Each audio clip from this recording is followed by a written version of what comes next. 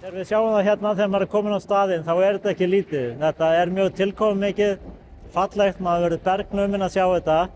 Það rauninni bara lítið í samanburði við önnur stærri eldgos. Þannig að þetta allt við hvað miðar maður. I think it's absolutely incredible.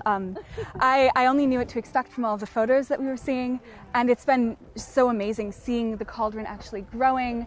And it's so much more amazing in person than I could have even imagined.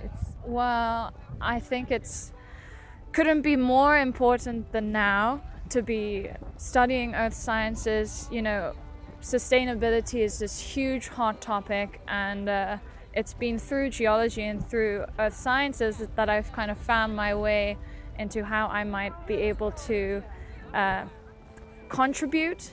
This is a fantastic example of why natural hazards monitoring is so important and why understanding the earth is so important. So if we didn't have these experts here, we wouldn't have any idea about why this is happening, you know, what's causing this.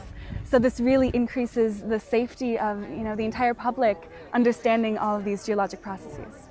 And just a general appreciation for nature, this planet, and hopefully it makes people a lot more aware of its power, and then hopefully they will respect it and want to protect it as well.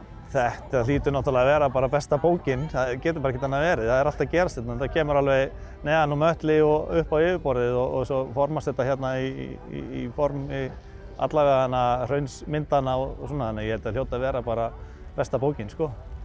So Iceland was a very easy decision because of the incredible amount of activity happening. And I'm very interested in natural hazards monitoring. So being able to work a bit with the Icelandic Meteorological Office and the monitoring aspect of this is very interesting.